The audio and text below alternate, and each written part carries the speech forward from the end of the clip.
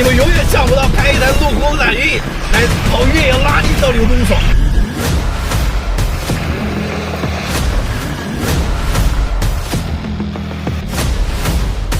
即便是一辆中大型的卡宴，也能让你感受到什么叫做操控。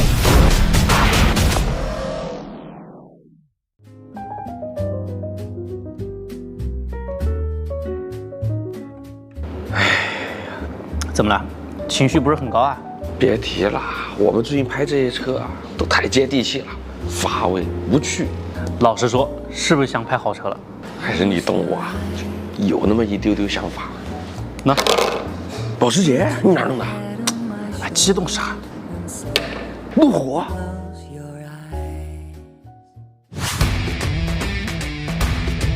要我说，还得是你啊，康哥。今天什么主题？主要是带你体验一下有钱人的烦恼，100万抉择，揽运和卡宴该怎么选？100万的预算，两辆代表性的车型，来自于德国斯图加特的豪华品牌保时捷卡宴和英国皇室御用豪华越野路虎揽胜运动，这两款车到底谁更强，又该如何抉择？接下来我和大唐呢将会对这两款车进行山路操控、越野拉力挑战等方面深度比拼。话不多说，马上开整。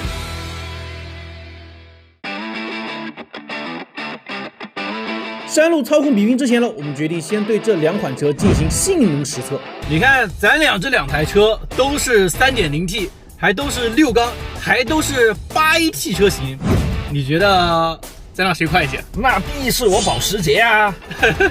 你哪来的自信啊？我这个 3.0T 可是足足比你那台卡宴多了60匹马力啊！而且最重要的是，我这是电动增压加上涡轮增压双增压。走着瞧，走着瞧。注意！我打滑了，打滑了！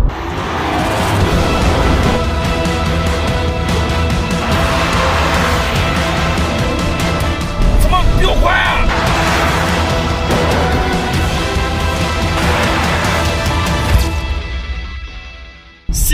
险胜，领先保时捷那么一点点。怎么样？瞧见没？这个车加速的时候换挡速度特别快，特别的铿锵，那种推背感挺猛的。然后最重要就是声浪真的太好听了，太好听了。不得不说，加速性能上，揽运和卡宴都很强悍。卡宴的0-100用时为6秒整，而揽运的0-100加速用时为5.94秒，以微弱优势赢得本次的性能 PK。性能比拼，卡宴惜败揽运，为此大唐决定再来场操控对比，必须把面子给找回来。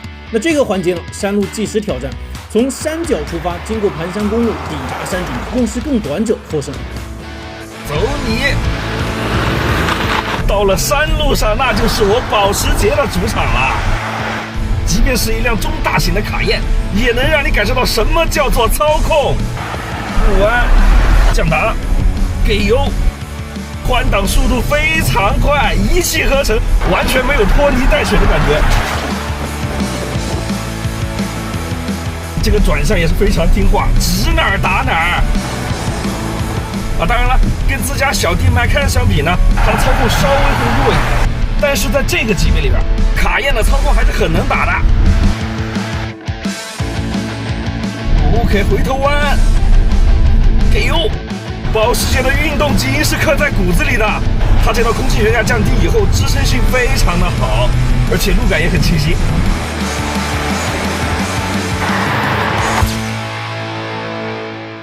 OK， 那接下来就是这台路虎揽运了，然后我们就先切换到运动模式。这个时候呢，它的空气悬挂呢会自动降低整个车身，然后包括避震的阻尼呢都会变得更硬一些，支撑性会更好一些。准备，走你！有很多人肯定想不到啊，一台皇室越野，一台大路虎攻山是一种什么样的体验，尤其还是在雨天攻弯，入弯抓住弯心，给油。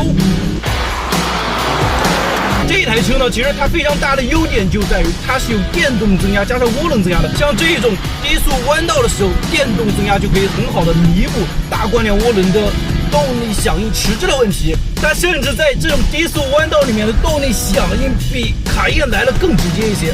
回头弯加上坡，走你全油门。另外就是空气悬挂降低车身姿态之后，它的支支撑性表现还是挺不错的。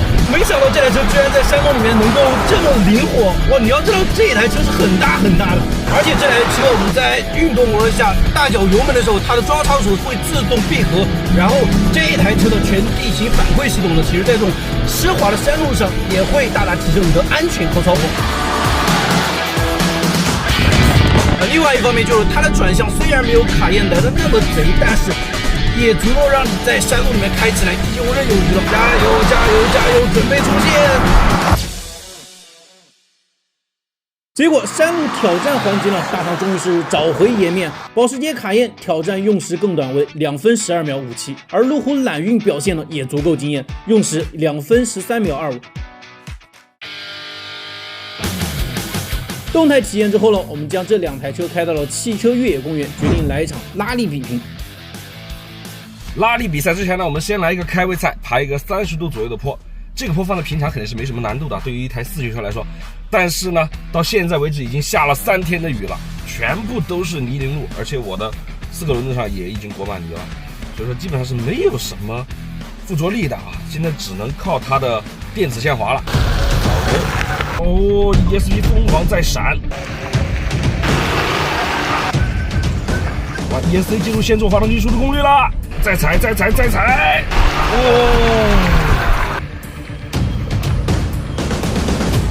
我去，他那个 ESC 刚开始介入的时候，我都差点以为我上不来了。还好他感觉到我继续在踩油门，然后马上就把 ESC 给退出了。我接着踩就有动力了啊，还是勉强上来了。玩越野的话，那不就是到我的主场了吗？这个是路虎的看家本领。然后这一台揽运呢，也搭载了当家的第2代智能全地形反馈系统。对于这个湿滑的坡度呢，其实一方面就是抓地力很重要，另外一方面就是你4驱系统的动力分配到底怎么样。非常考验这台车的4驱系统啊，我们就直接切换到泥泞地面。这个时候它的中锁锁上了，然后包括它的前后车轮和左右车轮动力呢都会平均分配，能够保证在泥泞路面上有更好的抓地力。看一下这台车的表现怎么样？准备走你，咱们就直接干拔，走你，很轻松很轻松，哇，就这么上来了。然后车轮会有一些打滑，但是它4个车轮的动力都能够有很好的抓地力，然后轻松就上来。然后咱们下坡，看见没？自动触发陡坡缓降，时速6公里到7公里每小时。陡坡缓降也非常好用，在这个模式下可以自动触发，轻轻松松，轻轻松松，太简单太简单了，小试牛刀。爬坡比拼之后呢，接下来就是拉力挑战赛。挑战规则很简单，从起点出发，跑完整个拉力场地，用时更短者获胜。我们直接跑起来。这台车原厂是不带中锁和后锁的啊。看到去下滑的能力了，推，打滑 ABS 介入。好，再来第2个弯。完了，保时捷的操控基因在这里完全体现不出来了。卡宴还是不太适合跑这种拉力路线，因为它的路感太清晰了，即便它带有空气悬挂，但是在这个路上开起来还是挺颠的。方向打死又追了，冲线了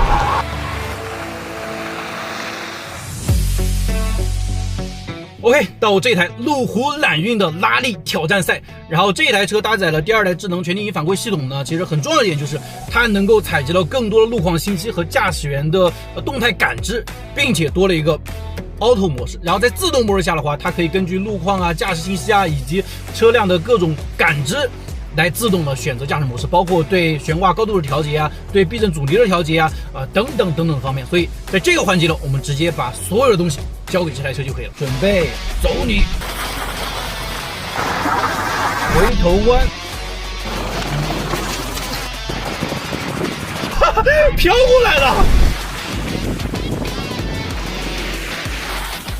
这台车就是在这种情况下，它为了能够让你的转弯半径更小一些，通过轮间的这种动力分配，尤其在掉头的时候，转弯半径真的是特别的小。还有这台车，你看在过弯的时候几乎没有太多的侧倾，轻轻松松就过来了，冲水。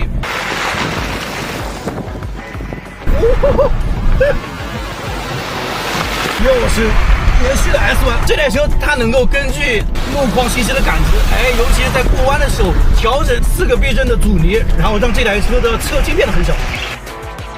你们永远想不到开一台路虎揽运来跑越野拉力到底有多爽。走你，冲刺！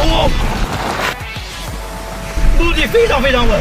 哇，这台车跑拉力的时候真的是速度特别快，然后尤其是转弯的时候掉头的时候，它的转弯半径很小，然后整个刚刚我们在飞坡的过程中，避震的阻尼还有空气悬挂的调节，能够让这台车很稳的落地。结果拉力场地比拼呢，没有任何意外，揽运轻松拿下比赛，用时为2分04秒26，而保时捷卡宴用时为2分07秒33。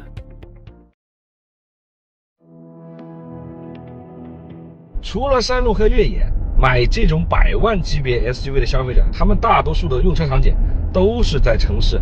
那在市区里面开起来，这2台车又有什么区别呢？要说日常驾驶的话，那我这台路虎揽运的优势肯定会更明显一些。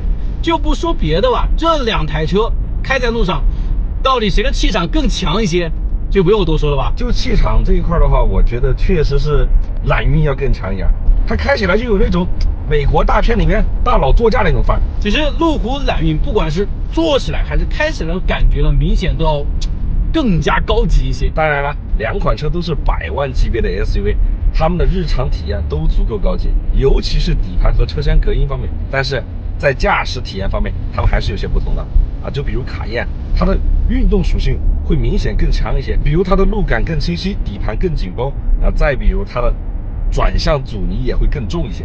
日常开起来的话，这台揽运给人的感觉就是明显要偏向于豪华行政车的感觉，比如像它的车身尺寸更大一些，然后它的气场会更足一些，还有它的空气悬挂整体的调教呢，也要比卡宴来的更加厚重、更扎实，也要更柔和舒适一些。这一台车它是有48伏轻混系统，还有电子增压的，能够极大的改善它在低速下面的动力的平顺性，让它的动力响应来的更快一些。所以在日常城市道路里面开的话，哇，这台车真的是非常平顺柔和，动力也非常的线性。另外呢，对于一台100万级的豪车来说，能够体现它的高级感很重要的点就是车厢的隔音表现。这一台车整体是非常安静的，然后相比卡宴，它的胎噪啊、底盘的噪音隔绝都会更好一些。如果是长途出行的话，那它在驾驶辅助配置这一块优势也比较明显了，配备了全套的 L2级的驾驶辅助系统，而这些配置你在卡宴上是需要另外花钱选装的。